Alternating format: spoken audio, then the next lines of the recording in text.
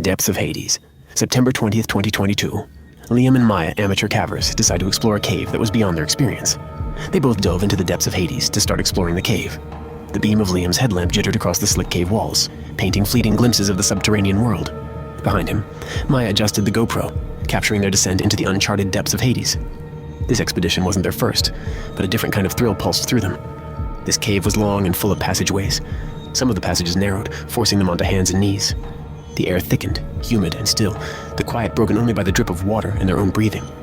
They squeezed through constricting passages, clambered over treacherous rocks, and waded through frigid pools. The GoPro diligently recorded their progress, the claustrophobic tunnels, the breathtaking formations, their excited gestures. Hours later, they arrived at a vast chamber, its ceiling lost in the impenetrable darkness above. A sense of awe filled them. They set up the tripod, filming themselves exploring the cavern, marveling at its scale. As they prepared to leave, disaster struck. A falling rock, dislodged from the ceiling, struck Liam's backpack. Inside were their spare batteries and primary light source. The impact shattered the flashlight's lens and destroyed the battery pack. Only Maya's headlamp and the GoPro's dwindling battery remained. Frustration washed over Liam. Maya fought to remain calm. They still had the GoPro, and her headlamp should last. They decided to return, using the GoPro's light. But the cave, a complex labyrinth, quickly disoriented them. They chose a wrong turn, then another.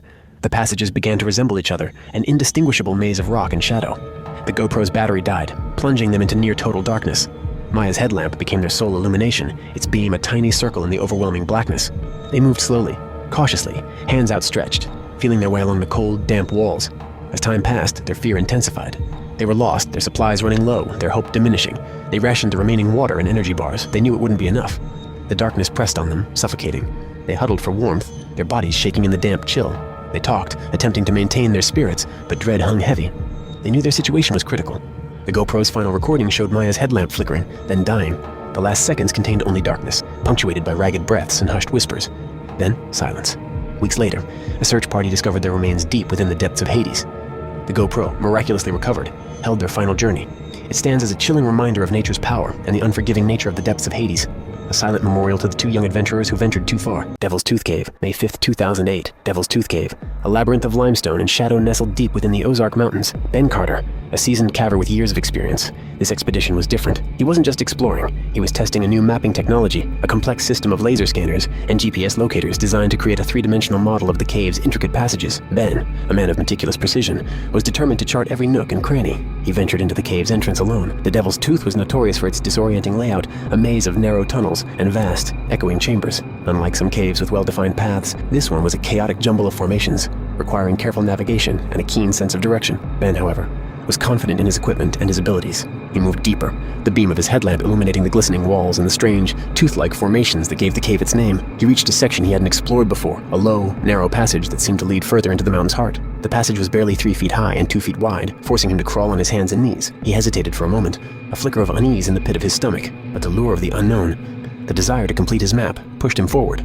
He squeezed through the narrow passage, his equipment brushing against the rough rock walls. After what seemed like an eternity, the passage opened into a small chamber, no more than 10 feet in diameter. He stood up, stretching his cramped muscles, and began scanning the chamber. As he moved, he noticed a narrow opening in the floor, almost hidden by a cluster of stalagmites. It was a tight squeeze, maybe 18 inches by 12 inches, but he could see a glimpse of something beyond, a larger chamber, perhaps. He knew he should turn back. The passage was too small, too risky, but the data, the potential discovery, urged him on. He lay on his stomach, extending his legs into the opening. It sloped downward, and he slid forward, inching his way into the darkness. He soon realized his mistake. The passage didn't open into a larger chamber. It was a dead end, a narrow, sloping chute that tapered to an even tighter constriction. He tried to back out, but his shoulders were wedged, his legs dangling in the air. He was stuck. Panic began to set in. He thrashed, trying to free himself, but the more he struggled, the tighter he became wedged. He called out for help, his voice echoing through the silent cave, but he knew no one would hear him. He was alone, trapped in the earth's cold embrace. He tried to calm himself, to think rationally. He checked his equipment. His radio had no signal. His laser scanner was useless. He had a small amount of water and some energy bars, but they wouldn't last long. Time seemed to stretch and compress,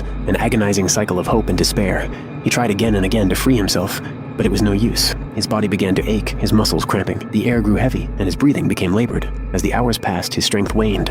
In the end, it wasn't the lack of air or water that claimed him. It was the crushing weight of the earth, the cold, unyielding pressure that slowly squeezed the life from his body. Rescuers recovered the body a week later.